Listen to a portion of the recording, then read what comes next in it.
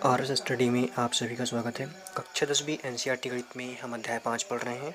आज हम प्रश्नावली 5.2 का दूसरा सवाल हल करेंगे। ठीक है दोस्तों, प्रश्न है हमारा, निम्नलिखित में सही उत्तर चुनिए और उसका औचित्य दीजिए। हमें यहाँ पे इस प्रश्न के 2 भाग दिए गए हैं। ठीक है, इसमें हमें एक प्रश्न के 4 विकल्प दिए गए हैं। इसमें से कोई एक सही विकल्प को हमें चुनना है और उसका औचित्य भी हमको देना है। ठीक है, तो इसका जो पहला भाग है हमारा, प्रश्न है एपी को हम समांतर श्रेणी कहते हैं। इसके बारे में पहले हम डिस्कस कर चुके हैं। तो ये समांतर श्रेणी हमको दी गई है 10, 7, 4 डैश डैश का 30वां पद है। हमें इस श्रेणी का 30वां पद ज्ञात करना है। ठीक है, तो इस श्रेणी में जो 30वां पद होगा उसका मान क्या होगा। जैसे यहाँ पे ये प्रथम पद दिया है, दूसरा पद, तृतीय पद, चतुर्थ पद, इस तरह से ये 30वां पद जो है उसका मान हमको निकालना है। ठीक है, तो कैसे निकालेंगे हम, तो इसका मान निकालने के लिए हमें इस फार्मूले का उपयोग करना होगा। ठीक है, ये होता है ए एन होता है मतलब जो पद यहाँ पे पूछा गया है। जैसे कि यहाँ पे 30वां पद पूछा गया है तो इसका मतलब क्या हुआ, ए जो एन का मान है, ए एन का मान क्या हो जाएगा, यहाँ पे 30 हो जाएगा। ठीक है, एन की जगह क्या जाएगा, 30 हो जाएगा, तो ये हो जाएगा ए 30। ठीक है, इस तरह से। तो अगर कोई भी पद का मान पूछा है हमें तो इस फार्मूले का यूज़ कर लेना है। ये होता है ए धन कोष्टक में एन माइनस 1 डी। तो ए जो है ये प्रथम पद होता है, एन जो होता है ये पदों की संख्या होती है। जैसे कि यहाँ पे 30वां पद पूछा है तो यहाँ पे 30वां जो पद है हमारा वो क्या जाएगा, यहाँ पे 30 आ जाएगा। ठीक है, 30वां पद का मान हम निकालना है, तीसरा पद क्या जाएगा, एन की जगह 30 आ जाएगा। एक का एक और डी जो है वो सर्वांतर होता है, तो इस श्रेणी से हमें यहाँ पे सर्वांतर पहले निकालना होगा। ठीक है, तो चलिए इसको हल करते हैं। तो इसका जो पहला भाग है हमारा, इसको हल कर लेते हैं। तो पहला भाग जो है हमारा, इसमें लिखना है हल डाल के, दिया है एपी में। ठीक है, एपी में मतलब यहाँ पे जो समांतर श्रेणी दी गई है तो जो प्रथम पद है उसे हम क्या लिखते हैं, उसको हम A1 लिखते हैं। ठीक है, तो जो A1 है हमारा, A या A1 बात एक ही है, प्रथम पद होता है। यहाँ पे दिया है 10 तो ये 10 हो जाएगा। फिर द्वितीय पद इसको हम A2 लिखते हैं, ये हो जाएगा कितना, 7। और तृतीय पद यहाँ पे हमको क्या दिया है, तृतीय पद हमको यहाँ पे दिया है 4 डैश डैश डैश। तो जैसा कि हमने अभी देखा इस फार्मूले में हमें ज़रूरत किसकी है, अभी डी की है। ठीक है, तो इसका हम डी निकाल लेते हैं। तो इसका हम डी यहाँ पे निकाल लेते हैं। ठीक है, डी बराबर क्या होता है, डी बराबर होता है A2 माइनस A1। अगर हम द्वितीय पद से प्रथम पद को हटा देते हैं तो सर्वांतर निकल आता है। ठीक है, तो A2 का मान कितना है हमारे पास में, 7 है, ये 7 निकाल लिया। माइनस लगा, बीच में माइनस लगा देंगे। A1 का मान कितना है, 10 है, तो ये हो गया 10। तो -10 से अगर हम 7 हटाएंगे तो कितना बचेगा, -3। ठीक है, तो यहाँ पे जो डी का मान कितना निकल गया, यहाँ पे 3 निकल गया। तो हमने डी का मान निकाल लिए हैं, लेकिन ये जो आएगा ऋण का आएगा। ठीक है, तो देखिए यहाँ पे डी का मान हमने निकाल लिया, -3 आया। हमें A30 का मान याद करना है, मतलब 30वां पद याद करना, मतलब A30 का मान हमें याद करना है।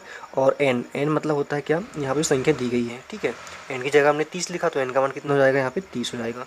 तो अब लगाते हैं इसमें हम सूत्र, an का सूत्र लगाते हैं। ठीक है, तो an का सूत्र क्या होता है, a धन कोष्टक में n माइनस 1 डी होता है।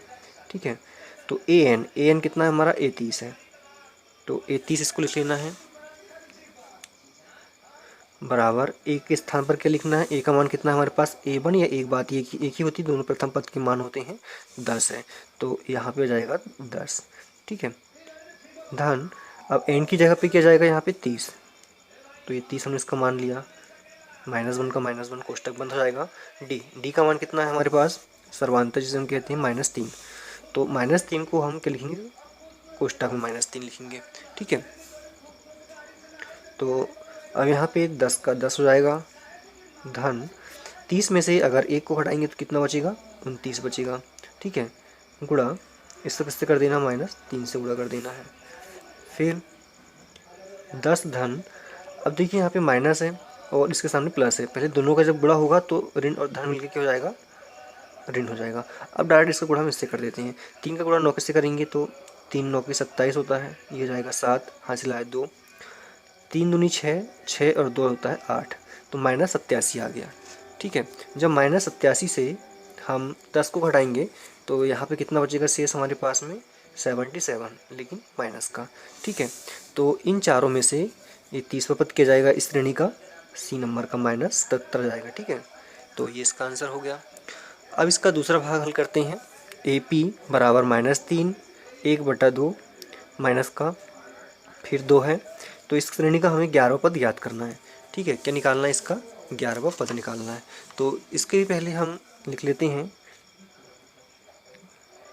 दिया है करके, दिया है क्या दिया है इसमें हमको, इसमें A1 बराबर हमको दिया है -3।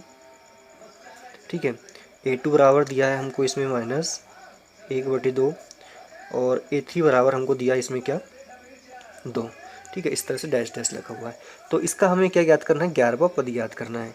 ठीक है, तो 11वां पद मतलब क्या A11, ठीक है, A11 ज्ञात करना है। तो पहले जैसे कि हमने फार्मूला में डिस्कस किया था, तो हमें यहाँ पे क्या चाहिए था, ए का मान चाहिए था। तो ए का मान कितना है, -3 है, और एन का मान यहाँ पे क्या हो जाएगा, एन का मान जैसे 11 पद हमें निकालना है, तो एन का मान यहाँ पे 11 हो जाएगा। ठीक है, उसके बाद में डी का मान हमें निकालना होगा। डी का मान कैसे निकालेंगे, इसका सर्वांतर से निकालेंगे। ठीक है, सर्वांतर ही डी होता है, तो डी का मान निकाल लेते हैं। डी बराबर क्या होता है, A2 - A1 द्वितीय पद माइनस प्रथम पद।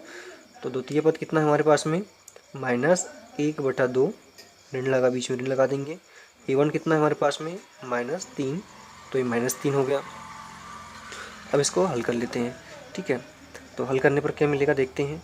सबसे पहले तो इसका कोष्टक हटाते हैं यहाँ से, 1/2 ये ऋण ऋण मिल के हो जाएगा यहाँ पे धन। ठीक है, समान चिन्ह मिल के धन हो जाते हैं, तो यहाँ पे हो जाएगा 3। अब ये देखें हम तो भिन्नात्मक रूप में है और यहाँ पे 3 सिंगल है, तो इसके नीचे हम 1 लगाकर इसको भी भिन्न बना लेते हैं। ठीक है, तो हम अब क्या करेंगे, यहाँ पे त्रिया गुणा कर लेते हैं। 1 का गुणा 1 से करेंगे तो यहाँ पे ऋण लगा, पहले तो ऋण आ जाएगा, धन का धन बीच में। 2 का गुणा 3 से करेंगे 6 आ जाएगा। ठीक है, 2 का गुणा जब 1 से करेंगे तो 2 1 कम 2 हो जाएगा। यहाँ पे जब घटाएंगे हम तो 6 से 1 गया तो कितना बचेगा, 5 बचेगा, और यहाँ पे कितना बचेगा, 2 का 2।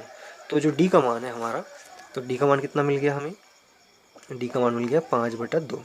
ठीक है, अब हम इसका 11वां पद निकाल लेते हैं। 11वां पद हमने जैसे कि फार्मूला जो देखा था अभी, ये वाला, इसका ही उपयोग करना है इसमें भी। ठीक है, इसी फार्मूले का उपयोग करना है। तो चलिए, तो फार्मूला हमने यहाँ पे लिख लिया है, A11 = A + n - 1D। ठीक है, तो ए का मान कितना है, -3 है, धन, और एन का मान, एन का मान कितना जाएगा, 11 जाएगा, क्योंकि एन का मान हमें प्रश्न में दिया, क्योंकि 11 पद हमें निकालना था। और डी का मान हमने अभी निकाला 5/2। ठीक है, अब इसको हम हल कर लेते हैं। -3 का -3 आ जाएगा, धन का धन आ जाएगा, 11 में से 1 गया तो कितना बचेगा, 10 बचेगा, और साथ में गुणा कितना है, 5/2 का है। तो यहाँ देख रहे हैं हम कि नीचे 2 है, ये 10 से कट जाएगा, 2 1 कम 2, 2 5 10, और शेष क्या रह जाएगा हमारे पास में, ऋण 3 तो रह ही जाएगा, साथ ही 5 से गुणा जब 5 से होगा तो 5 25 हो जाएगा यहाँ पे। ठीक है, 25, और हम 3 को 25 में से 3 को घटा देंगे, क्योंकि ये ऋणात्मक संख्या है, तो जो ऋण करने पर कितना जाएगा यहाँ पे, 22 आ जाएगा। ठीक है, और जो 22 आएगा ये धन का आएगा। तो इस श्रेणी में हम देख रहे हैं कि जो 22 है ये बी नंबर पे है। ठीक है, तो इस तरह से हमारा ये सेकंड सवाल कंप्लीट होता है। अगले वीडियो में हम इसका प्रश्न क्रमांक 3 हल करेंगे। लेकिन दोस्तों, अभी तक आपने अगर चैनल को सब्सक्राइब नहीं किया है तो जल्दी से आप सब्सक्राइब कर लीजिएगा। वीडियो को लाइक करें, शेयर करें और कमेंट्स करें।